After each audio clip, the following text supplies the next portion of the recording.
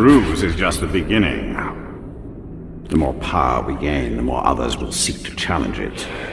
Then we'll kill them. No, he must be made an example of, or others will rise to take his place. Then we'll kill them as well. Why kill countless challengers when you can stop it all by breaking one? Because we are here to win a war, and not play your politics.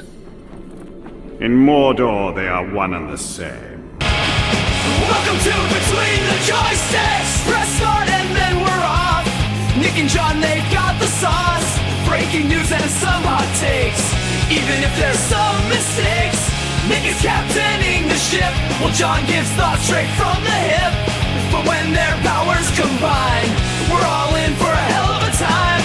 Between the Joysticks, it's the best. Up to 6 things they will address. Tell all your friends and settle in. Between the Joysticks now begins. Hello there, and welcome to episode 132 of the video game podcast Between the Joysticks. I'm your host, Nick, and I'm joined by my co-host, John. John, unfortunately, we're back at the cemetery. What? We're gathering here today to celebrate the life of another live service game that's gone too soon. Today, we're R.I.P. gathered here to talk about Dauntless from Phoenix Labs, September 21st, 2019 to May 29th, 2025. Another live service game gone too soon. Hey, 6 years is it's ancient for a lot of these ones that I feel like we've been talking about lately. Yeah, the ones that haven't been birthed at all. And Yeah, I mean, any of the ones that I can remember like a release of, because it wasn't inundated with shit every single showcase, right? I feel like Right. that's like Apex Legends, of course, that one's not going anywhere for a while. But I remember when Dauntless got announced, it was kind of like, oh, it's free to play Monster Hunter, cool. Yeah. And yeah, guess you can't be hunting monsters forever, not for free at least. yeah, it's Especially when the biggest release in the world right now is one of those games. yeah, it's interesting. Yeah, the games that are continually to die here are the unique ones. The free to play Monster Hunter game, right? Name another one. No, There isn't one. Yeah, no, there's not one. And yet here we are. Did you try this one at all? No, I didn't try it. The Monster Hunter comparison is apt, right? You go into a world, you hunt down a monster, you kill it. It had that Fortnite art style, which was a negative in my opinion, but I tried it a few times. Didn't catch on. I wonder if there's something to be said about games that have existing versions that already have an intense amount of popularity with them, where people just aren't really willing to stick it out with those for that long. Inevitably, they want, even if they have to pay a little bit of money for it, they want Monster Hunter. They want, EA Football Club as opposed to the one that Konami makes. They want. There was another fucking example in my head that I just let go, but it was another good one where it's just, Smash Brothers and Multiverses, right? Like, that's another one. So, whereas shooters are fucking shooters, right? You can't lump shooters into one thing, but Apex Legends does do something a little bit differently than what Warzone does and what Fortnite does, even though they are all shooters. I don't know, just speculation. And Monster Hunter, yeah, and why we don't consider it a live service game, has a lot of those same trappings, the grind, the social aspects. It's going to be constantly updated with new monsters to hunt. So it kind of fits. It's like it's foot in both areas, like very demanding of your time, regardless of it not being considered a live service game. Yeah, I would imagine that a lot of the people who try out live service games, well, not majority or anything, but a lot of kids try this stuff out, and maybe they go, I like Dauntless, but I really want to try that Monster Hunter. I'm going to save up my money, and then once I can get Monster Hunter, then I don't need you. It's like Andy in Toy Story when Woody has the nightmare, and he's just like, I don't need you anymore, and he drops him. Maybe something like that. Yeah. If only that applied to people who are playing Fortnite. No, I don't need you anymore. I'm going to play these better Fortnite games. will outlive all of us. Everybody listening to this podcast is going to outlive Don't us. say that. Yeah, well, How dark. It's not going to be the same iteration, but it's not going anywhere. Yeah. Again, we're at a funeral here. Do you have something nice to say about Dauntless at all? Dauntless, you may have lacked a distinct art style, a distinct personality, but You're not very good at this. At least you were unique. At least you tried to not go down the same path that we see a lot of these go down, and for that I applaud you. But rest in peace, bitch. All right, and now we're lowering it into the ground. Or peeing on it, dumping some dirt. Yeah, taking what's that meme photo of all the people around the grave, like that. Oh yeah, like they have a party. Yeah, That would be mean. Sorry, Douglas, but yeah, there's a reason. You didn't look at any like Twitch numbers or anything, like how many people are playing this or anything, did you? No, it had to have been. It's got to be 0. Like a lot of these games, it's 0. No one's checking it out. Right. We look up foam stars. Nobody's playing. No one's watching. Yeah, and if you are playing it, you're not gonna be like, hey, I wonder if other people want to watch me play this. Nope. Okay. Nick, are we doing anything for episode 150? We're getting close. I feel like every week I just kind of go like, I don't know. 17 weeks from now, which I don't know what. I don't know, 4 months ish, 4.5 months. Be like July. 17 weeks from now. It's that E3 window. So all right, well, we have something to think about. Every time you say our episode number, I kind of get a little surprised how high we are. So just figure could start the dialogue, but we'll just rank all 150 Pokemon, 151. Sure, and then we can rank all the Marvel Rivals characters. Yeah, there'll be 150 by then. And then we'll rank all the Hollow Knight bosses. There's 42 of those. Okay. Okay. Just rank-a-thon, baby. We'll rank for 24 hours on camera. Yeah. The never-ending live stream. Yeah, that's what we do. We like that kind of stuff. But we got a full ticket today. All 6 things to talk about on top of what we just talked about with Dauntless. So unless you got something, John, we can move into how the show works. No, let's do it. All right, this is how the show works. John and I both bring a total of 3 things each for a total of 6 things on the show. This can be a video game we're playing, a news item, a topic. It can be an email from you, the listener. We'll get to one of those later in the show. That email address is betweenthejoysticks@gmail.com. It can be a Twitter DM @joystickspod or a comment on our YouTube page @betweenthejoysticks. Any of those things, we can bring it and we will talk about it. And John's kicking things off with some hot news. Hot button issues. Here we go. Over the week, not only are we, maybe we should stay at the cemetery, Nick. I don't know if that's a good idea or not, but maybe we should. But our stake it out. Yeah, we just might want to make ourselves comfortable. But trusty man Jason Schreier over at Bloomberg tweeted out on February 25th, so just yesterday.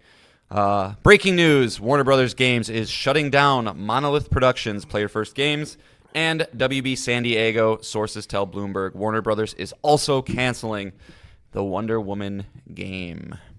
So Monolith is a team that is definitely, this is the team that hurts the most. Similar to when Tango Gameworks shut down last year and then kind of luckily got swooped up by Krafton.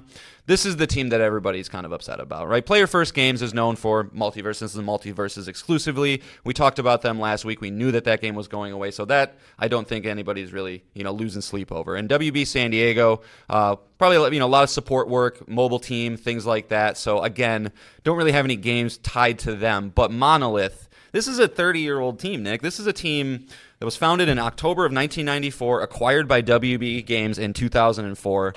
They're most well known for the Fear series, first-person shooter series, the Condemned series, and of course, the Middle-earth, Shadow of War, and Mordor games, the Lord of the Rings open world games that we got back in 2014 and 2017, I want to say, that a lot of people loved. And, most notably, that was the game that introduced the Nemesis system, which to this day is one of the most innovative systems I've seen in a game. And a lot of people were kind of hoping to see that percolate throughout other projects and things. You want to explain what it is? Yeah, so the Nemesis system, they showed it off in the 2 Lord of the Rings games. So what it does is basically when you get killed by an enemy, it can just be a grunt. It can be, somebody in the world. They effectively remember that they've killed you and you remember them, and it starts to create this bespoke and unique situation where it's like, this fucking guy has been plaguing me for a while, and as he beats you, he gets stronger and stronger and stronger. Yeah, he can rise in the ranks. Right, and they'll rise in the ranks, and there's like this pecking order that you can kind of look at a chart where you see the top-ranking generals, their lieutenants under them, and it's a really awesome system because it allows the game to not only capitalize on the bosses that they've designed, but kind of have this own version of the game that's unique to you as the player. And so it's a system that could work wonderfully in Batman Arkham would work wonderfully in, and there's a lot of different things, but they trademark this thing. So unfortunately, with the shutter of this studio, it's not going to be available till at least 2036, which I don't want to really talk any more about that. But to close the door on the Nemesis system, I mean, we talked about Rocksteady's rumored to be doing a Batman Beyond game, which is a future Batman game. I mean, that system could appear there. I mean, that could show up because I believe that was the original idea, was it to work with Batman, and then they made this Lord of the Rings game out of it. Yeah, I guess maybe something. Do you know off the top of your head, Nick? I don't. Is this copyrighted under Warner Brothers or under Monolith? Oh, I think it's Warner Brothers. Yeah, and it probably doesn't really matter either way. If you own a team, you get the copyrights, I would imagine. I'm not a lawyer. I don't know. Right. But yeah, man. Suffice to say, this is it's another unfortunate studio closure. 3 studio closures. What's your history with Monolith, Nick? Does this one sting, or does it sting more that we're losing this 30-year-old team, or does it sting more that you're never going to get to see what Wonder Woman was? What's kind of where do you land at that? Both. I loved Shadow of Mordor. I got all the achievements on Xbox in that game, and I love Shadow of War despite it having live service trappings in it. So yeah, I love their games. I mean, they took the Arkham formula, applied it to Lord of the Rings, and added the Nemesis system, and it worked fantastic. And it was a great, weird Lord of the Rings, I don't know, what is it, like fan fiction, right? It wasn't lore accurate by any means, but the games. Like Celebrimbor, he is a character. Yeah, there's stuff in there. Yeah, there was a lot of neat mechanics and storytelling in it. So yeah, I'm very disappointed. And when I saw that they were doing a Wonder Woman game, which I think was the 2021 Game Awards. Yeah, that sounds right. It was a long time ago that they were doing that. I was like, wow, Wonder Woman with the Nemesis system. You play on, she's part of the Amazons. They fight, Greek bad guys, and you apply this Nemesis system and everything from the Shadow of Mordor and War games to Wonder Woman. It would work perfectly. Yeah. It's a 1-to-1 translation, and which is crazy why it didn't work, right? Because they specifically mentioned that they couldn't figure out a way to make the Nemesis system work with Wonder Woman. Yeah. How is that a reason? So to cancel a game? Yeah, they've been working on that game, assumably for quite a long time, and to not have it materialize is a bummer. They're one of the studios that's a no-show for the current gen of consoles, which are coming on 4.5 years old. So, that one really does sting. I'm not gonna lie that they're one of those studios out there that I would eye their games and be excited for. I can't pretend to know, despite my knowledge of the video game industry and playing these games and stuff, what is like to be an executive at a company of this size and having to make these decisions and shut them down and to move on and when not to. I really have a hard time wrapping my head around the idea that this wasn't worth saving. The same exact feeling with the Last of Us factions, where it's like you guys couldn't figure out anything to do with it, and then when you have people like Shuhei Yoshida come out and say, yeah, actually it was pretty fucking great. Right. And then you see people like there was some unnamed comic book writer who consulted on the game saying that it was gorgeous and expansive. It's just like, I know that it can seem like projects are further along to the finish line than they are, Right. But man, it's just I just can't imagine sinking. Because you nailed the date, by the way. It was December of 2021 this game got announced, which means it was in production before that. Yep. That we are and we can't figure out a way to do it, man. It's like WB, they just maybe can't manage projects. Suicide Squad is another one. Right. They just can't figure it out. Well, that's the other thing is that this game is further along than whatever Rocksteady or WB Montreal, who did Gotham Knights, their next projects are, because they both released the game before this. So. Yeah, it seems like those studios survive and Monolith doesn't. Yeah, that game must have been a dumpster fire of some kind. Yeah, I don't know, and that's we'll never know. We'll never, unless if Jason Schreier, his retirement gift to us all is I have an expose on everything. But it's just interesting. I have a feeling it's the same as a lot of games. He reported on Avowed got reboot twice before we got the Avowed that's out now and seems to be doing very well. That was supposed to be a multiplayer co-op Skyrim. That was like the pitch.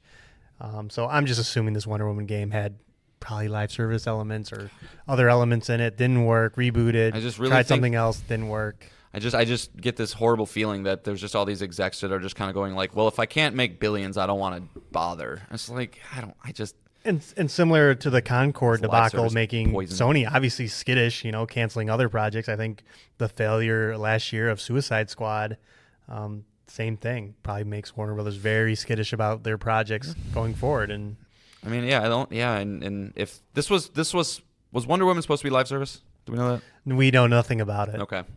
Yeah, because I mean, wonder if they're, maybe they're just like, look, we can get it to the finish line, but if it is something like Factions where it has to be supported by a robust team for a long time and it's going to continuously sink money, and if we don't feel like we have an economy in place to make it work, it's just, again, I lament that everything needs to be live service and we can't just have standalone things.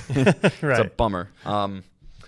But yeah, I mean, so this is one of the bigger game. I would imagine this is probably the biggest studio shutting down since Tango did, but luckily Tango got bought back up. I'd say Arcane Austin too. Yeah. Yeah, I mean in that same wave. But AAA developer. I don't know. It'd be nice. It's always a bummer that these developers lose their jobs. Hopefully, they'll get picked up by somebody else. Maybe if Monolith can figure out some way to be a total package, to get bought by somebody else. But I don't. To your point, we were talking off air. Like they're not going to be able to retain Wonder Woman. They're not going to be able to retain the Lord of the Rings license. So at that point, you don't buy Monolith. You just like, hey, you guys want to come work for whatever this Yeah, they'll team just is. show up somewhere Right. else. The developers will just move on. So. Where are they based? Do we know where Monolith is? We can find out pretty quickly. But I also say like it's crazy that it got closed also in the shadow of Portkey Games, who made Hogwarts Legacy, which is insanely successful for Warner Bros. They're flush with cash just from that game alone, best-selling game of 2023. So they are in Kirkland, Washington, so the most expensive area to make games. It's like literally. It's a suburb of Seattle. Okay, well, again, there's a lot of development opportunities in that area. But I think as we see costs go up, this is going to be the area of the world I think you're going to see the most flux, where it's like, the obvious Los Angeles corridor of Naughty Dogs and Insomniacs and people that are right there. Luckily, those two are very safe, but any of these smaller teams that exist on that west coast of the United States, that is probably the most expensive area in the world to develop games, not to live. And meanwhile, we got teams in Eastern Europe that seem to be kind of like, hey, we Kingdom Come Deliverance, we sold 2 million copies, we're flush, we're great, like everything. Right. So it's like it's I'd be wary of unfortunate. it's been a long time since a game, or B, I have any kind of failure. Yes. That's gonna hurt. Yeah. Like even Naughty Dog, I'd say, I'm sure they're hurting after Factions got canceled, and that's why we got 2 remakes, so that they kind of help bolster funds for that studio while we wait for Intergalactic. So Yeah. Oh well. I don't. Yeah. Anything else? Any other thoughts, Nick? No. We'll see. I'm curious because there's always been these rumors about Warner Brothers selling their studios. I wonder. I don't think they'll sell another Realm or Portkey. Those seem to be very, very good. You top sell of the, either of those two, and I start to wonder why. You're not even in the business at that point, right? Yeah. I don't know what a good. Sony's not going to sell off Naughty Dog. It's a good example, but right. So. Okay. Well, on to the next story, which it's not a positive story either. I'm sorry, but it's not as big of a deal. It's all your fault. I don't think so. I think if you got the Platinum in Hollow Knight, these wouldn't have happened. How do you know I didn't, Nick? I was waiting. No, I fucking didn't. I haven't yet. But we get another little update about a known project, and this time we're talking about Fable coming from Playground Games. Sorry, Turn 10 is the motorsport team, and Playground is the Horizon team. So, Fable officially getting pushed to 2026, and we're just going to read the direct quote from Xbox Games Studio lead Craig Duncan, who is responding to Xbox's Tina Amini, where Duncan described Playground is currently Playground currently is with Fable's progress. And I quote, "We're really excited about Fable's progress and where Playground Games are. We previously announced Fable as 2025. We are actually going to give Fable more time. It's going to ship in 2026 now. While I know that's not maybe the news people want to hear, what I want is to assure people that it's definitely worth the wait." End quote. Duncan lauded Playground Games' pedigree, noting that the quality of Forza Horizon and the quality bar the studio sets for itself. He described Fable as having amazing gameplay and the most realized incarnation of the world of Albion yet. And a little side note, they did also release some pre-alpha gameplay with this post, and I gotta say, looks pretty fucking good. Looks pretty good. So, Nick, thoughts? Go. As a theme of this year, right? We talked to how stacked Game Pass is and Xbox release schedule.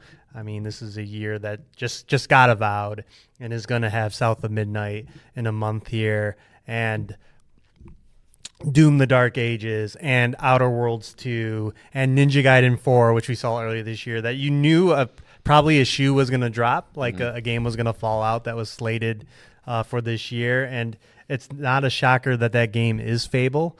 I know we've seen it.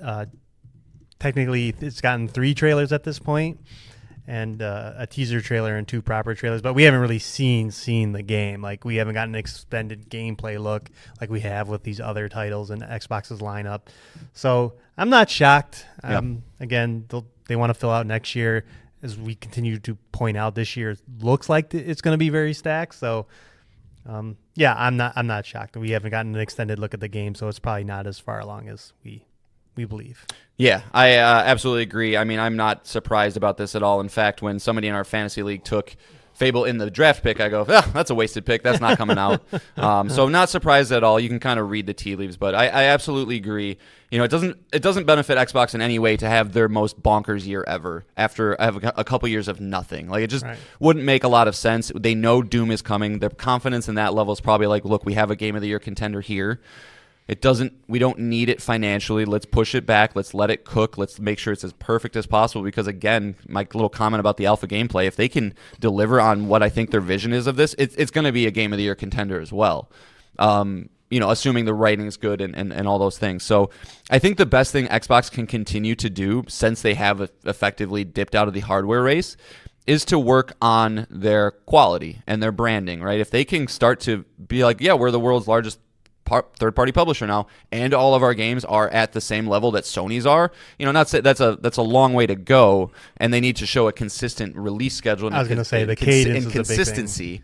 Because we didn't even mention, like, a Call of Duty game is going to come this year. That'll be another Game Pass Day One game. So that's November, October slot. So yeah, I think.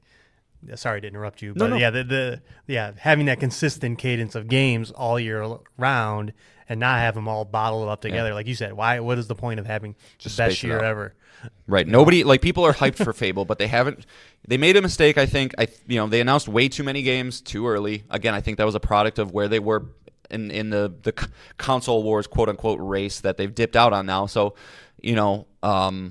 this is just a product of that. But I also had this thought, Nick, and I don't know what you think about this, but I wonder if at Xbox there's any feeling of added pressure now that, like, their games are being sold directly on other competitors' platforms, where there's like a specific bona fide dollar amount that they can kind of attach to a Metacritic score, versus when everything was just going to Game Pass and it wasn't going to other places. They didn't need to worry about it too much, because, like, people are in for Game Pass. We're making our money on Game Pass. Now that their things are going everywhere, it behooves them, like, more than it ever has. Not that they were never purposefully putting out less than the best games they could, but I wonder if they're like, look, like, we are now just another pillar alongside Square Enix and Take-Two and all these other things. We need to ratchet it up a little bit, otherwise, we'll leave some money on the table. I don't know if there's any truth to that or not, but again, it just makes more sense on why the decision makers at Power, I would think, would land on, like, yeah, let's push it. Like, it doesn't hurt us. Yeah, no, it's not going to hurt them this year, that's for sure, with just their own offering and third party. So, yeah, I think I'm getting, like, I think this one's going to be one that I get weirdly excited about, because I've never played Fable. I've been kind of wanting to play an RPG. Not that ever works for me, but, like, this one, like, graphically, Playground Games knows how to make a car look good. They're going to make this one look good. It does look good. So, British humor. Yeah, I love Monty Python is, the This is right up your alley. Yeah, then. they're the best. I know that some people find them kind of weird and cringe, but like those people are wrong, so it's fine. The one note of the alpha footage, it looks very great. All the monsters look on par with the Fable monsters, and it ends with you kicking a chicken, which is great too. A good reference to the series. But is that something you do? You kick chickens a lot? Yeah. Okay. You mess around with everybody. I mean, you go around farting on everyone if you want. Okay. But I love that they keep using this ugly hero design. Yeah. And, like it's just bland, and I don't know. It just makes me chuckle. Like, I don't know if it's intentional or not, but there's no flourish at all. It's like the most default boring looking character you can imagine. And Pre-alpha, Nick. Pre-alpha. Yeah, that's when they get all the flourishes. But it does make me laugh that whatever internally they just keep using the same character for every trailer now. Was every Fable game a created character? Yes. Okay. Yep. Cool. But yeah, so pushed back, but look forward to that. I would imagine this will be coming to PlayStation 5 and Xbox. I doubt this will be a Switch 2 game. I doubt it. Don't know. We'll see. All right. Any other thoughts on that, Nick? You good? Well, to your Switch point, again, with the Series S existing, anything's possible. It's true. That you make a game for Series S and Nintendo Bunch Switch. of idiots. Yep. And these newer engines are better at scaling down. So Okay. Yeah, that's it's fair. possible. I mean, if they got if you can get Hogwarts to work and I think the real indicator on the will be regular Switch. when the Switch 2 is finally out there. What is Microsoft publishing on there currently? Mm-hmm. If, All right. for whatever reason, a Senua's Saga 2 is on Switch 2 and where I'd wanna play it. PlayStation 5. Yeah. We'll see. Okay, cool. All right, then last for me here, friend of the show, best friend of the show, dare I say, best writer at least. I know. Shots fired. Whoa. Freddie B treated us to another email coming in late last night. Hey guys, this week on the Marvel Rivals podcast, I'd love to hear your thoughts on the two new That's characters. why he's the in there. best. Just kidding. No need to torture John. I recently went on vacation, so I've been catching up on the show and news I've missed. I had no idea there was a State of Play, for example, which I love that, Freddie. That's so funny to me. I love it. Anyways, my question this week is what makes a good plane/vacation game? My recent trip involved a 10-hour flight. Where did you go? And I tried to determine what would be the best type of game to play on the plane and during downtime on vacation. My nomination is going to be Mario plus Rabbids. It's got light puzzle solving, strategy, easy to play, and sound isn't required because it's just a bunch of gibberish. Freddie B. Yeah, I just remembered how the rabbits talk. Yeah. I seared that out of my brain, but now Freddie, it's back in there. Just real quick, Freddie, if you went to Japan, you have to write in. I believe you're a West Coast person. I feel like I remember that in the past, and that's about a 10-hour flight. So let me know. Let us know. We won't read it on the air. If you mention travel, John. Yeah, I can. John gets all excited. Yep, gotta know where you went. Even if it's like, I just went and saw my family in, I don't know, Spain. Be like, cool. I don't care. Tell me. Yeah, Tell me sure. things. Yeah, that would be great. What you got, Nick? Yeah, I took this in the plane setting, right? Like you're probably gonna get distracted. There could be a baby crying. Again, you might want to take your headphones out so you're not getting distracted to the the pilot telling you about turbulence, or hey, you're looking over the Pacific Ocean right now. Hey, our plane's about to roll. Heads up. Yeah, exactly. So I broke it down into 3 categories that make perfect games for going on a flight or driving or wherever.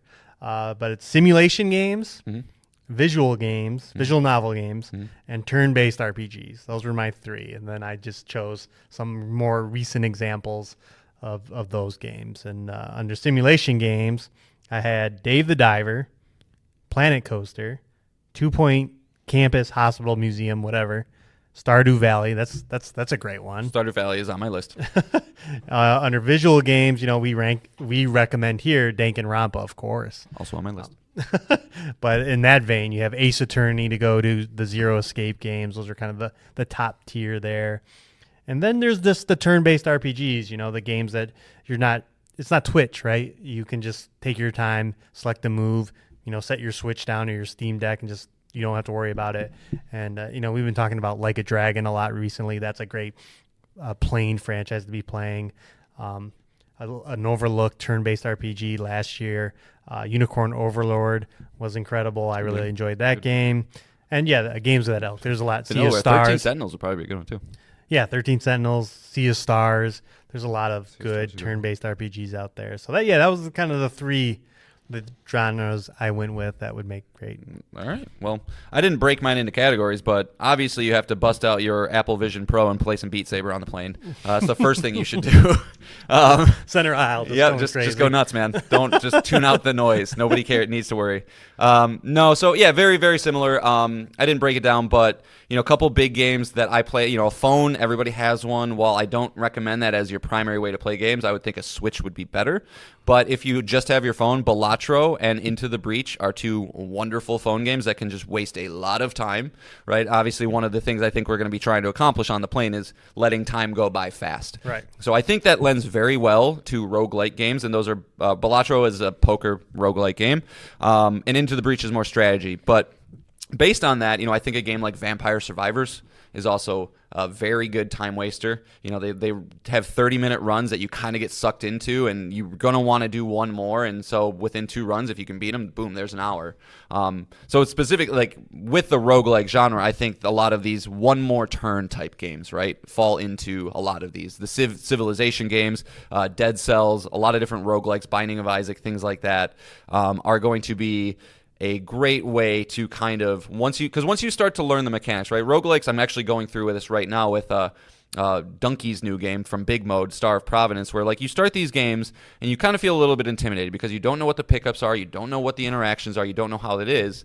But if you're on a plane, you can allow yourself to kind of get absorbed into it a little bit. And I guarantee you, if you find a game that you like the specific gameplay of, once you learn those mechanics, you're gonna want to just keep running through it, whether it's Hades, or the games I've mentioned. So I think all of those are very good. To Nick's point, yeah, walking sims and graphic novels, so the Danganronpa series, any of the Telltale games, I think if you want to kind of get sucked into a narrative, granted, this would require a pair of headphones. Obviously, you're not going to want to try and listen to the Walking Dead Telltale games through the speakers, but those are the kind of games that I thought of off the top of my head. You definitely don't want anything that's bad on a small screen, right? Final Fantasy 16, Cyberpunk, things like that. Don't even waste your time.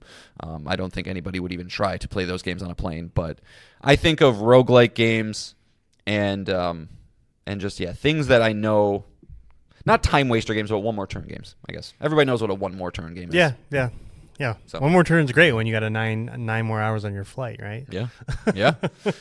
So I don't know if you got a Switch, Freddie. I would imagine I know you have a Switch because you recommended Mario and Rabbids, and I also think that is a fantastic recommendation. That's like that is a good type of game to just kind of try and absorb yourself in and play till you get bored of it, until it gets too hard, because that's what happens with every strategy game. I like the first couple levels, and then the enemies are doing some crazy shit, and I have to use my brain too much. Yeah, we don't want to use our What about a brains. game like Baldur's Gate 3? Just popped in my head. I mean, if it plays well on like a Steam Deck, You'll be on a plane, so it could work. I mean, again, that is another dialogue heavy. I guess, yeah. And they never released that on Switch, right? No. Okay. Strike that from the record. Hope that helps. Don't know if you were looking for recommendations, Freddie, or if you're just kind of getting picking our brains, see where we landed on that. But I'm also, this might seem blasphemous, snuggle up with a good book, man. Good books are. I do love me some books on a plane. Yeah, the only issue I'm assuming I haven't been on a 10-hour flight before. That it's like lights off, right? Like people sleep a lot at some point. Yeah. I mean, at some point, also. I have been on some red-eye flights, and some people just don't give a fuck. No, I know. So, yeah, but that's true too. But yeah, man, I weirdly, this might just be a product of me having 3 kids and not a lot of me time, but I do treasure some of those like travel times where it's just like I have nothing to do. There's nothing that I could do, so we might as well get absorbed in this a little bit. Yeah, I don't mind sitting in an airport for that very reason. Yep, same. So cool. All right, thanks for writing in, Freddie B. As always. All right, so we'll go into my topics. And the first one I wanted to bring is Elden Ring Nightreign. And yeah, that seems weird coming from the non-Souls guy. I saw the sheet and I was like, oh, you threw that But yourself. I figured we talk about it because it's an interesting concept. the network test happened, so the impressions are out there. We kind of know more of what this game is, and let's see if we can get John to we'll see if we can get John anywhere on this. To be honest, okay. But, I have also they did talk about this on Sacred Symbols a little bit, so okay, I did get a breakdown from Dustin on kind of the loop. Okay, yeah, a little more. Yeah, so again, Elden Ring Nightreign coming May 30th. Not a typical Souls game at all, and we'll get into that. Yeah, that loop you're talking about. So Elden Ring Nightreign, you go in with 3 friends. Well, you are one of 3, right? Yeah, you're one of 3. Yeah, 2 other friends. Yeah, you can play it solo, but I hear that's not recommended. And basically, you loot the map, you get more powerful, you fight a boss. It becomes nighttime. Mm-hmm. When you're looting, there's a little ring that's like Fortnite that's making the map smaller and smaller and smaller. And then at nighttime, you're all fighting a boss. And then you repeat this basically for 3 days. Then if you win, the next day comes, same thing, loot the map. Night comes, fight another boss. And then I think on the final day, it's just an ultimate boss. Yeah, from what I heard, it was like kind of like not mini bosses, but like smaller, big like main boss, right? If you've played Elden Ring, you kind of like the Stormvale Castle and Melania. There's a couple big Radon, right? Compared to the other ones, right? And it takes about like 30 to 45 minutes per run. There will be 8 classes at launch, which have different abilities. So you're not picking like there's going to be a rogue equivalent. There's going to be a magic equivalent. John's more into the Souls character, so he would identify them faster than I could. What you earn between matches are called relics, and each class has relics specific to them. So that's what you're kind of doing to become more powerful on your next run of the game. While you're in the map, you can find more flasks. You can defeat mini bosses for better loot. There are no mounts, but you can sprint anywhere. And the sprinting looks really funny. There's no fall damage, and you can climb up walls. Carrying weapons provides buffs. So even if you're not using the weapon, you can get buffs. So this can allow you to create like special builds, like a bleed build I'm sure you're familiar with in Elden Ring. And you have 6 weapon slots. So you can carry 6 weapons at a time. And like I said, you can find weapons that have a synergy with the weapon you're equipping. Do you know if there is weight limits? I'm assuming not. There's a lot of emphasis on things being fast. Like when you find like a bonfire and you need to level up, it's just a button. It just press. hits level up. Yeah. Yeah, it's just a button press. So, and then there's also passive buffs, of course, attack boost or other stuff like that. But there are like unique buffs as well. This person described that you get a poise breaking lightning strike every time you hit the dodge button, or if you hit the run button, you will create a slowing frost nova around you every time you sprint. So enemies get into that, they slow down. So there are unique items in that way. Other than that, the match picks up like a Fortnite match where you fly in a little bird. Yeah, you fly in from the sky and land where you want to. I don't know, John. I have an inkling. Well, I know where you're going to land on this, but is there anything? And I'm right? This sounds not good to you, right? It sounds not good to me. Yeah. I mean, let me take a step back. If there is one game that could get me into something like this, it is this one. So I feel like I should give it a shot no matter what. But I do know that all of the trappings in this are a lot of little things that kind of irk me.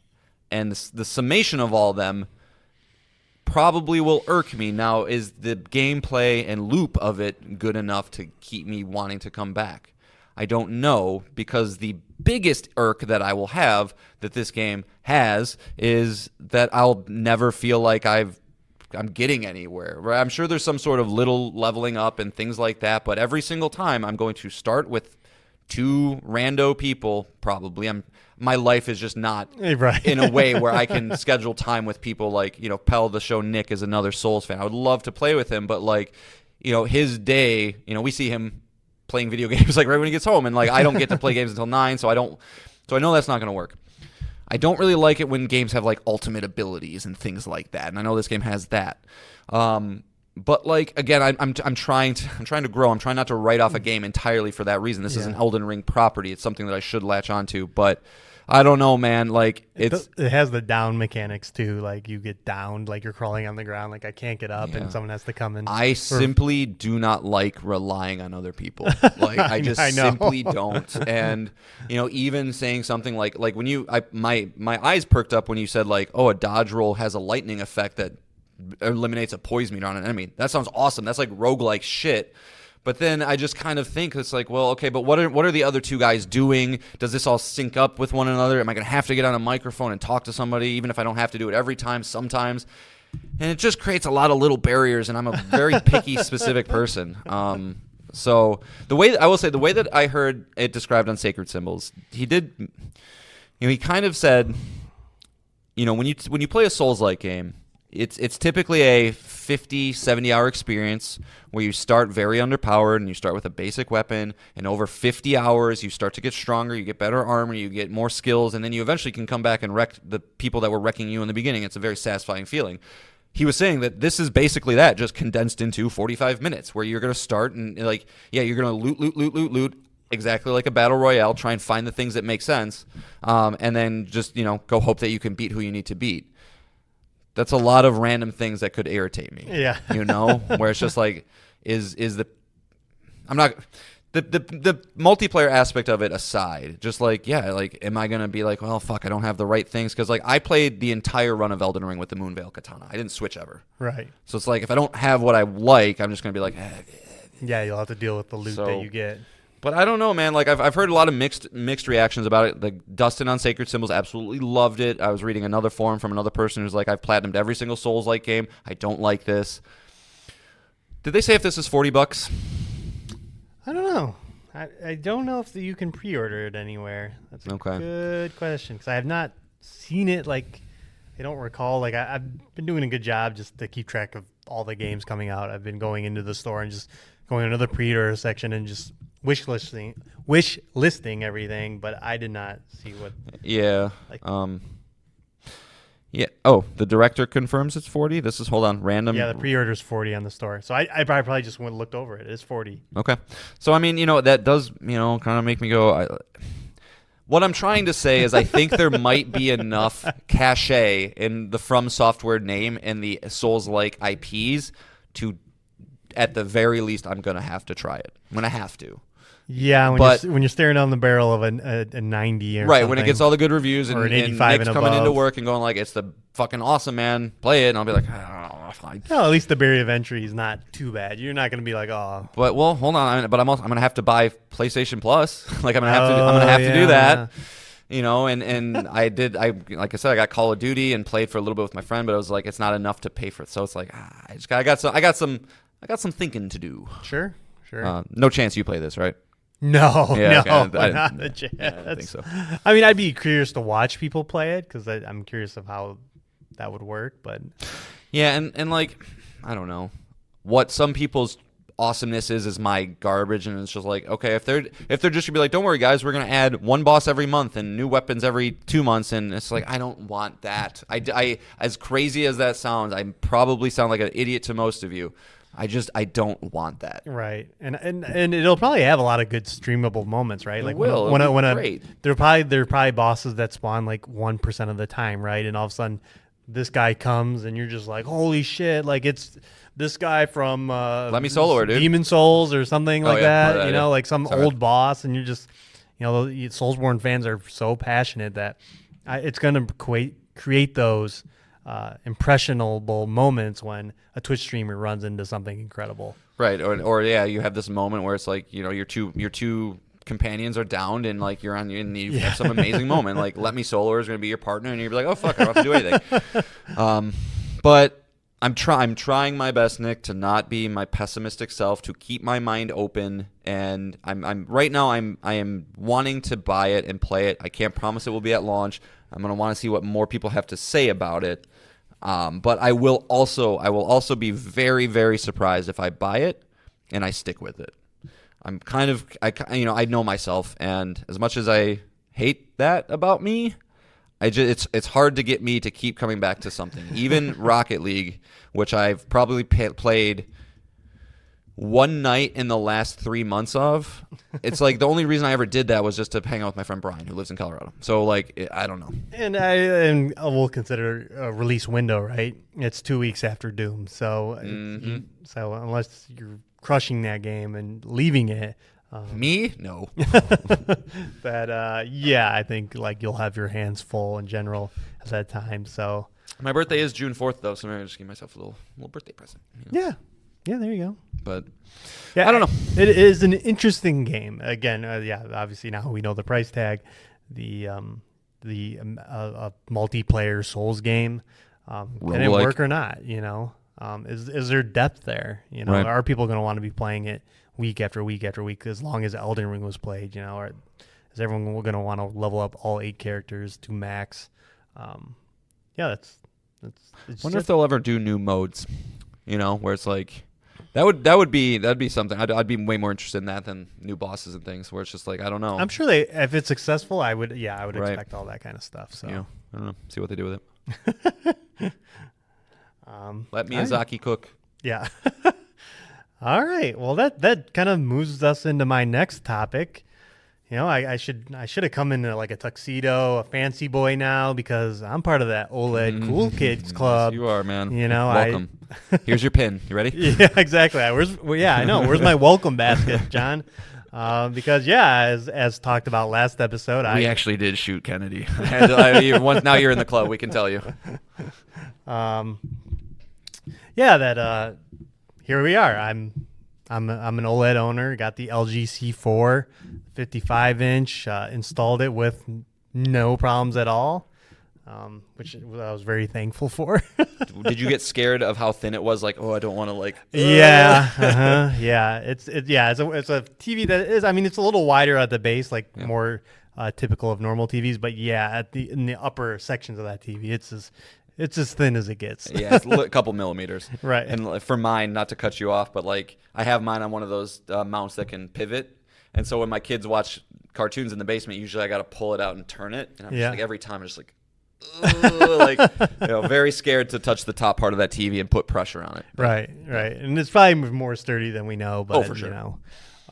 So yeah, it's it didn't take long to get it up and running, and crazy how fast technology just starts talking. Mm-hmm. Oh, you got a PS5? Yeah. Yeah. How'd you know? Yeah, that all the settings in the PS5 were just like bloop, bloop, all set correctly, VRR turned on and all that. That when I select the input, the TV turns on my PlayStation now, which is not something that I had before. And then, when I turn on my PlayStation, the TV just turns on, goes right to that input. It's like, yep, I know what you want. So that was one of my big takeaways from it too. It's like, it's just the user experience is so nice, so nice. It's just convenient. Yeah. And then I'm glad I went with the size. It works perfectly in the space that I play in. So that led me to let's take a look at some games, see how they look. And I went to the go-tos that we talked about. I had to download Cyberpunk, so I went to Astrobot, and instantly, that meme of the cat that looks at the screen and it turns all white and goes, ah! Yeah. That was me. I was like, holy shit, is this bright? Like, oh my God. This is bright. And, but it looks incredible. The game is I didn't have a bad TV before. It was a 4K TV, but this is a level of color that's just unheard of or unseen by me on a regular basis. Even the normal PlayStation 5 startup menu, I'm like, I already can tell this is a huge difference. And then going into Cyberpunk, it happened to be dark and rainy and at the time too, right where I was at. In real life or in Cyberpunk? In Cyberpunk. Okay. It was the darks were great. The lights of the neon, all the neon signage were great, and overall just in a great spot. I should look up some VR games to check out, because you can hit the settings menu and kind of see what frame rate you're running at, and it was not anything. Spider-Man 2 is one of them. Yeah, that's the only one I know. Oh, okay. That's the only one I know. I don't think that's on extra yet. Yeah, and so this led me to upgrade my PlayStation Plus subscription to premium now. I will not continue that, but it was like $13 for 4 months. I was like, that is something I can easily do. So sorry, funny enough, Astro's Playroom is one of them. I don't know about Astrobot, but Astro's Playroom. Wait, we were talking about Spider-Man 2. Yeah, I know. I was just, the VRR thing. Yeah, I was just saying Astro's Playroom is one of the VRR enabled games.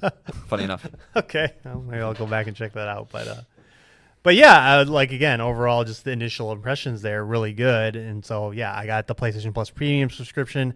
I went all the way back to like the last time I had it, which was like the Dave the Diver Animal Well of last year. Re-downloaded Dave the Diver, of course. I was like, I gotta get that. I just miss Bancho. Yeah, I do. But then, yeah, I downloaded a bunch of games that've come out since then in the year that I haven't been there that I was checking out, which was like Grease, 2 Point Campus, Citizen Sleeper, newly released Lost in Record, Bloom and Rage, and Anno Mutation Num. Mutatium? Mutatium. It's got a dumb name. Yeah. And then, yeah, as we talked about Neva last year from Nomada Studio, I was like, all right, well, I should jump into Grease because I'm sure that's going to be visually insane. Mm-hmm. And it is. It's like, oh, my God. There's a lot of white in there, a lot of, pitch dark things, just like Neva, a pitch dark enemy. It just looked incredible. Where has this TV been all my life, John? I don't. You've only been talking about it for fucking 4 years now. Yeah, and so I played and beat Grease, and as a side, did you play it? No, okay. I don't think I'm going to do it. No, because you got to do another playthrough.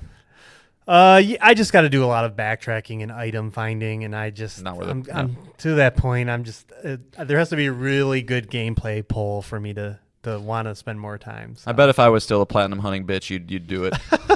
I mean, I still want to surpass you, but I got a lot of games in the queue, as I just mentioned. Yeah. So I was just like, I'm good here. I'll just leave it here.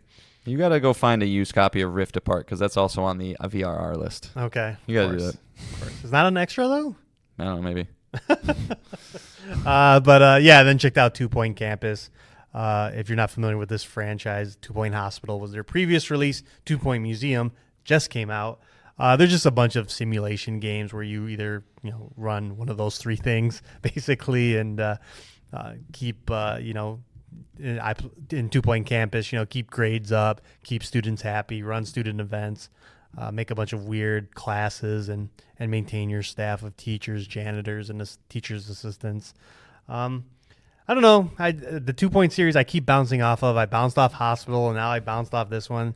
There's just something about when the simulation is working, and even when it's like working, and I'm like not losing money or something, it's just not satisfying. Sure. And I find myself just getting bored.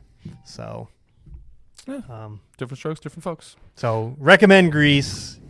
I recommend Neva first, and then play Grease because Grease is just platforming, but they're very similar games. They're thematically and just the music, which we'll get to at the end of the show, just all around the same. But Nomada Studios, man, I'll be excited for their third dude, that's game. what I was like. After I beat Neva, I was like, oh, you're okay. You're not a super giant, but I will pay attention to when your name pops up.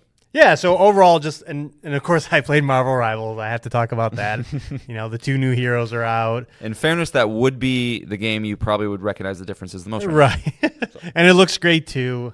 And maybe I can just say it's the reason I finally broke back into gold in competitive. So I'll just credit the TV with that. It's making me a better player. But I will say, like, I just want something new to play. I want to be obsessed with a game that is using this thing, and it's just, can this year get going, please? For me. I know it's going for other people. You got your Kingdom Come, you got your Monster Hunter now. Those are the 2 top tier games of the year. They're just not for me. And March looks to not have anything either. Split Fiction will probably be fine, but nothing to set the world on fire. Yeah. That give me something. Assassin's Creed ain't it? Yeah, it's probably Clair Obscur, man. You just gotta wait for that. Rift Apart is on extra, so you should at least turn that on. But obviously you got the platinum there. But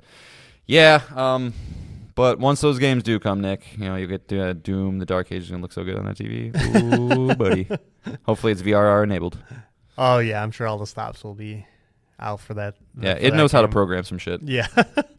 But yeah, extremely satisfied. Like I said, if you're, I don't know what your situation is, but if you can squeeze in an OLED television, especially this one, because it's fantastic. It has some AI stuff in it. I don't think your TV has that. Like, it does AI sound, and I need to look into, like, what does that mean? Well, I remember my TV did have some sort of, like, if you don't have a surround sound system and all that stuff, it's like you hit it and it, like, enables it. And it worked shockingly well. I was like, what the fuck? But probably not nearly as good as what yours is doing. Right. And I will say the audio is great, just the TV audio itself. I noticed that especially, too, as an improvement over my previous TV because I don't use a sound bar or anything like that. You got to fix that. That's gross. Why? Do you use headphones? Sometimes. You're gross. Okay. Calm down. You didn't play Silent Hill 2 with headphones on, you monster. No, that's scary as fuck. Monster. That's half the experience. I'd pee myself. Good. It's immersive. So yeah, I highly recommend it. Again, this hobby that I spend so many hours in, that I come here and we record a podcast about every week. Invest a little bit in your setup. I'm not sitting here saying you have to get a pro or some speakers. Or yeah. Well, I hey, bought the everybody headphones. writing emails telling Nick what an idiot he is, please. I have headphones. I'm not. Yeah, well, you don't use them. But or like if you're playing a lot of games with a lot of buttons, that like DualSense Edge is out there. Yeah. Treat yourself. I always think I don't. Gaming is not as expensive as everyone tries to make it out to be. Not if you're smart. Yeah, be smart and put a little money into it. If you as we saw with everyone's hours played last year, you're putting 500 plus hours into this thing. It's time to Yeah, it's the same argument I made when I told my wife we're buying a nice bed. It's like I'm done with yes, a bed is a bed, a TV is a TV, but I do a lot of this and I enjoy it a lot. Right. I love sleeping. I love it. So why not carry that through? That's awesome, man. Oh really? Yeah. So how much are you gonna spend on a bed? Well, I mean, I got myself a nice bed. I got one of the Caspers. Oh, okay. Bed. This already happened. Yeah, no, this was 3 years ago. Oh, okay. Yeah, no, we had a crappy bed. And she's like, well, let's just go get a whatever. And I was like, no, I want to try a purple or one of these things and just see. And yeah, I'm happy I did. Yeah. No, take care of yourself. Yeah, but everybody write in and tell Nick to get us a surround sound system because yeah. Again, I game in an office. What? It's not. It's again. You should know me by now. So if anything, it's just headphones. Headphones work because everyone else, my partner doesn't have to listen to me blaring. No, it's her problem, not yours. Yeah, the game I'm playing. But yeah, it's pretty wild in how far television technology has come. OLED, gang, yeah, gang. But let's move into our final topic here.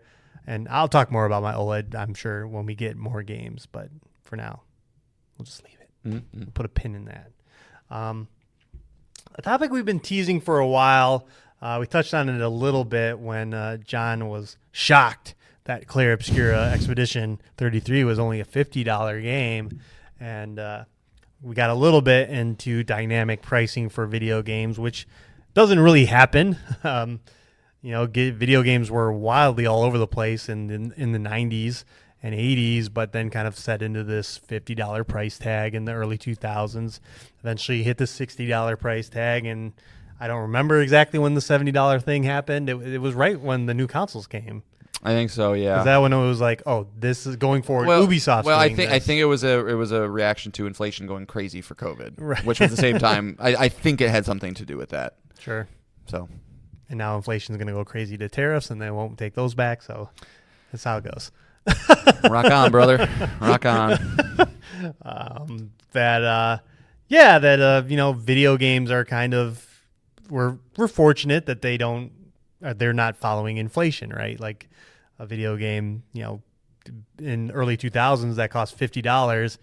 Now probably would be, 100, 110, somewhere in that range, if they were going to go with inflation. But yeah, if a Super Nintendo launched today, it would launch to an equivalent of $460, and it launched at $199. So yeah, we're still there, folks. We've been at the same level for a while.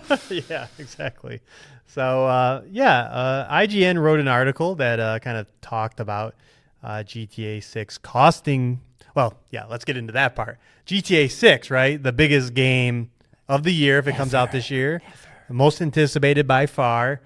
If anyone could play around with a dynamic pricing and be more than $70, and we're talking base game here, because for sure there'll be versions of Grand Theft Auto that are going to reach $100, $150, collector's edition, $200, right?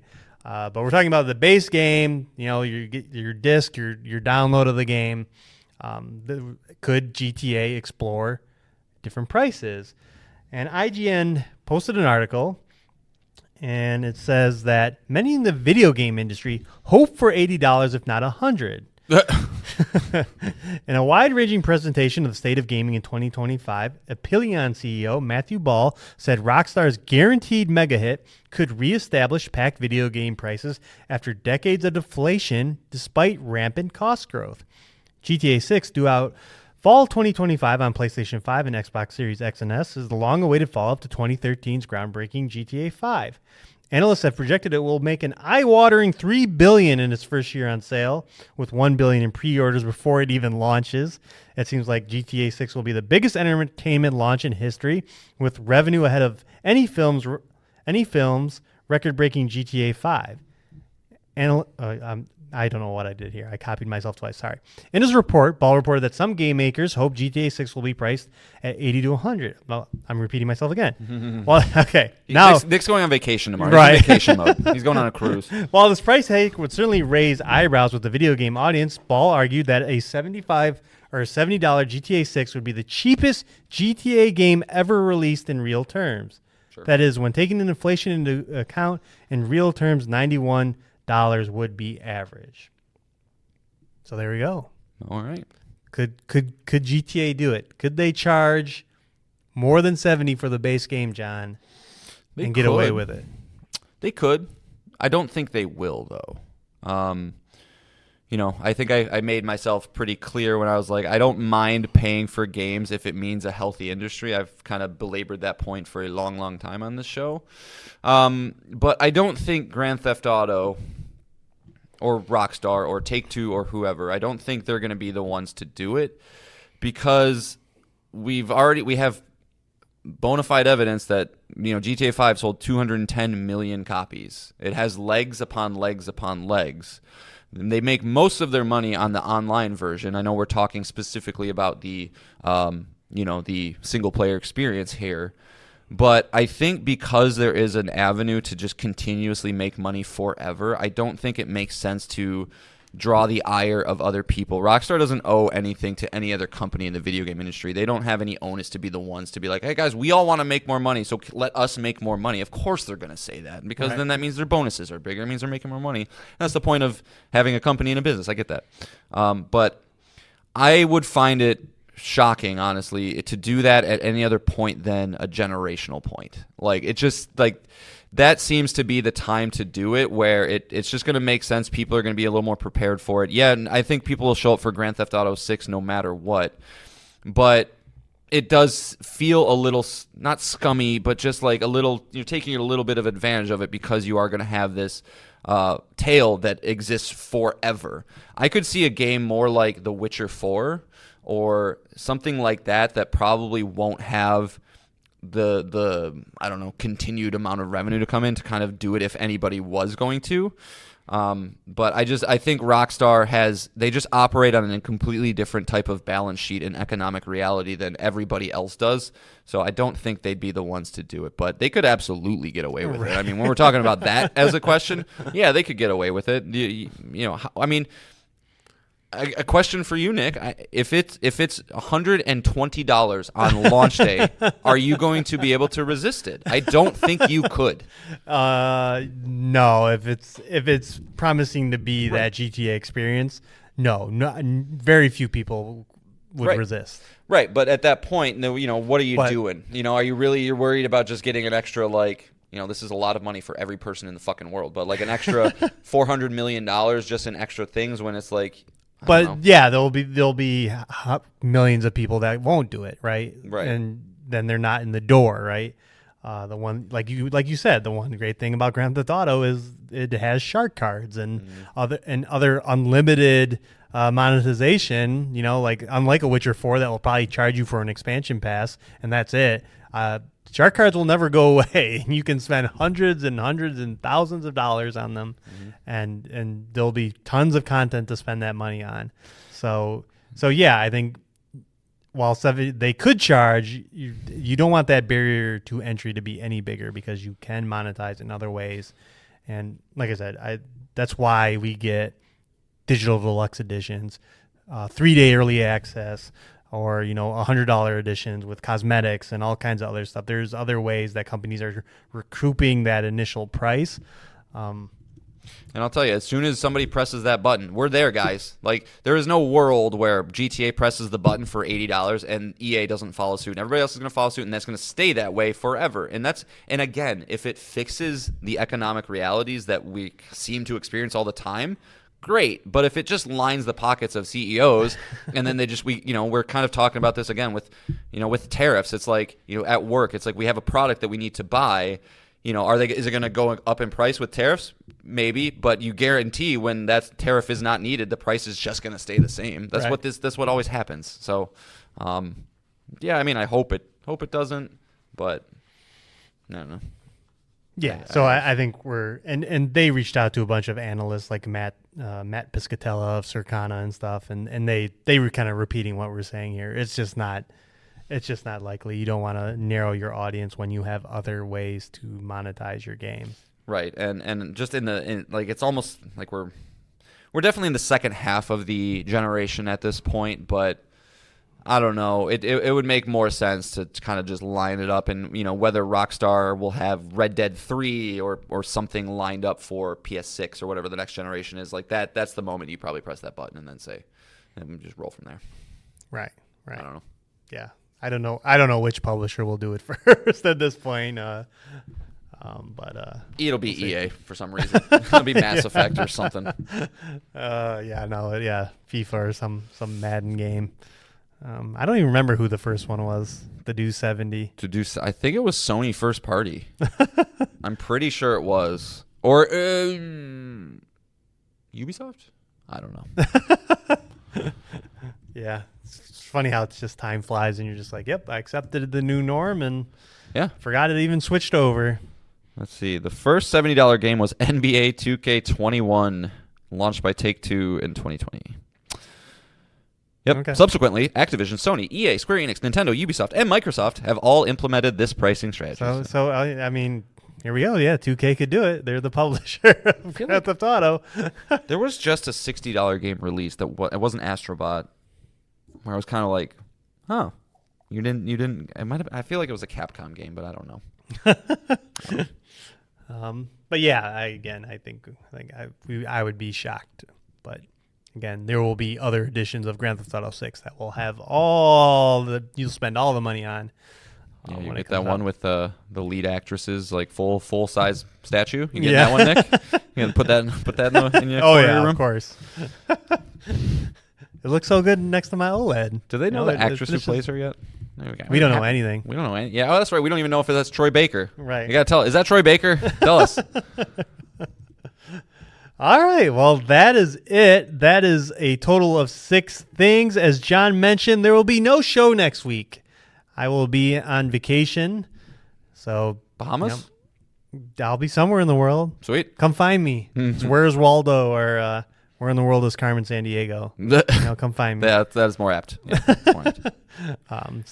Maybe I'll bring that to the show next week. Yeah, John is free to do a solo episode if he wants. I'm playing Carmen Sandiego. But we'll see you in 2 weeks. So teases. I mean, more games will be come out. We'll know what Split Fiction's about. By the time when I come back, you'll know all about Split Fiction.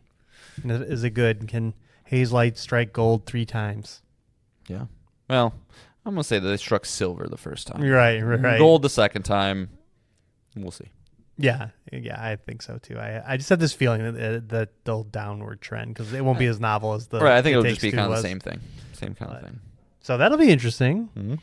I mentioned all the games I'm going to check out. I hope to have impressions on all of them. Lost in Record, Bloom and Rage, Citizen Sleeper, and Anno Mutationum. That terrible name. Yeah, I made it to the final boss in Hollow Knight, Nick. I finally did it. I'm not gonna lie. Didn't do anything though. Since we have this little bit of a hiatus, if by next episode you don't have it, I'm going to be upset. Well, don't put that on me. I'm trying to take this like appropriately and just like I'll do it when I do it, man. Because I will tell you, like I went like I got done with my shit last night, right? I got Levi done with his practices. My son, I think I've said his name on the show before, Levi.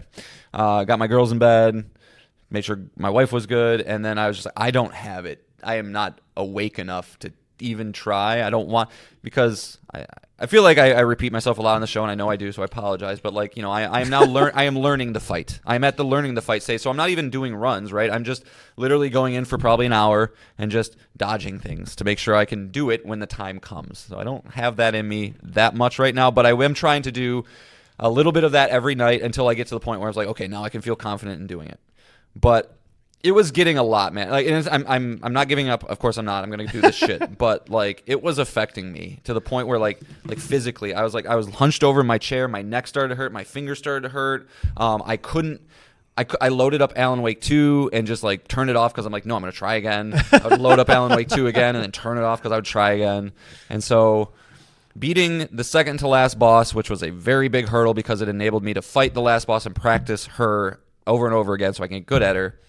I'm just going to go in for a little bit every night or every other night or whenever I feel like it. And this being said, if you decide you don't want to do this, that's fine. I can't live with like myself. I said, when I saw how much I had to play just for Greece, which was probably another hour or two, and I just was like, I just don't feel like doing it, man. I just We're past that point, baby. We're past the point of I can't not. But all I'm saying is I'm not putting a time limit on myself. It's not going to be the next thing I do video game wise, because I actually did get a good hour and a half of Alan Wake, and I proceeded into the next 2 chapters. So I'm like, okay, cool. I'm in again.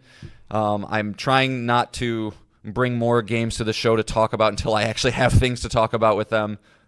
So hopefully Alan Wake is the thing, but I wouldn't be myself if I didn't say that I also have Star of Providence, which is Donkey's new game, the Big Mode publisher. He published Animal Well last year, which was great. And this is very Binding of Isaac, which was one of my favorite games of all time. So just having that as a little side piece. But Alan Wake 2, I got to get it back to Will. Okay. And I'll beat absolute ratings one of these days. One of these days. What do you want me to do when I do it? Do you want me to call you? Do you want me to send you a screenshot? Wait for the you want show? to do. I've been checking your profile, Yeah, so I guess I can't sneak. I'm on top of it. Like I knew like you had played Alan Wake 2 because I'm just like, did he do it last night? Oh, yeah. Okay. Just don't be the one to reach out to me. You know what I mean? Like if I don't reach out to you and say I did it, and then you see it, don't be like, "Congrats, man." I'm gonna be like, "Oh." I just want to. Well, like I said, I will be hearty high five or something. Yeah, I will be on vacation, so I will not be checking. So true. If you do it next week, it's all on you, man. So I will say, like, I am surprised 1.9% of people have this platinum. Like that's high. For what this is, yeah. Like, I mean, I got the Descenders platinum, which is 0.1%, but that's just because not a lot of people try. Right. Hollow Knight's a great game, so you get a lot of fans of it, but 1.9 still like. I'm not 1 out of 50 players of Hollow Knight is not better than me. Right. Get out of here. I mean, yeah, a lot of people consider it their favorite game of all time, so that doesn't surprise me. Yeah, it's that crazy. People get that into it. And then I watched a YouTube run yesterday of somebody doing all 42 bosses in a row with all restrictions on, which I haven't even attempted any of that. No hitless run, or did a hitless run through all 42 of them. It's like, what the fuck, man? Gamers are crazy. They are crazy. Think about like how much you've played that game now. There's people that played. I mean, you said you hit over 100 hours. There's people that had 1,000 hours, and they're the ones doing those no hitless runs. They know the game inside and out. Maybe I need to appreciate my wife a little more, and like otherwise I'd be just sitting there playing Hollow Knight for 1,000 hours and just like my eyeballs bleeding. You would have not made a single important life choice. Nope, you would have just doing that. Your platinum list would have been insane. Yeah, that'd be pretty cool too. You can make like a jacket and have like a platinum patch on each planet. Be the coolest kid in the town. You could be the next to Hakum, who has what? Oh god, thousands is he upon alive thousands. still? Yeah, I think so. Hakum. He's like I don't think he's the leader anymore. No, there's. He lost his title of most platinum trophies. If you ever want to see a picture of the most tired-looking man of all time, that could be you. Google Hakum. Oh, man. Yeah. All right. Cool. All right. Let's get to the song. Again, I played Grease, which has another excellent soundtrack from the Berlinist who did Neva, which we featured on this show. So why not feature him again? What are you looking at? Why is it a him? How do you know it's not a her? That's true. I don't know. You're right. It looks to be. It's a group. Oh, it's great. Yeah, I mean, it is very Marco, orchestral. Luigi, and Gemma. So we're all right. Okay. It's all good. They are great. The Berlinist is great. Thanks for correcting me on that. Oh, sure. Shouldn't assume that. Oh, please. I was don't think I was serious. The song title is Grease Part 2. Again, very much like the Neva song we featured, that like slow build up into that nice big release. It's a great song, a great game. Nomada Studios, fine time to play their games. Also, a good games to play on a flight. You know, they're not too challenging. So Good one. It's a good one. So if you're taking a flight, you should check out those games. And just play Neva if you're not. Like, this is gonna be one of those games that just is gonna skip by a lot of people. And I know we talked about it on the show, but every we time both gave it a 10 out of 10. So I sure did. You sure did. Loved it. That happened. So play the game. That happened. Play Neva. Play Grease. Show that studio some love. They certainly find Nick in the Pacific Ocean or Atlantic Ocean or whatever ocean he's in. I don't know. You got to find it. It's anywhere your task. around the world. It's your task, not mine. That'll be the day when someone can identify me in public because this show is so great. But it would have to be by your voice. Yeah. Or if our show got big, sure. I know that voice. yeah. As some just guy checking my passport, he's like, "Are you from between the joysticks?" And then I question life and go, start the fucking Patreon, man. All right. Thanks for listening to another episode of the show. We love you. Thanks for listening. Again, 2-week hiatus. We will be back for episode 133 in 2 weeks. But until then, we love you. We'll see you then. Bye. Shaka bra.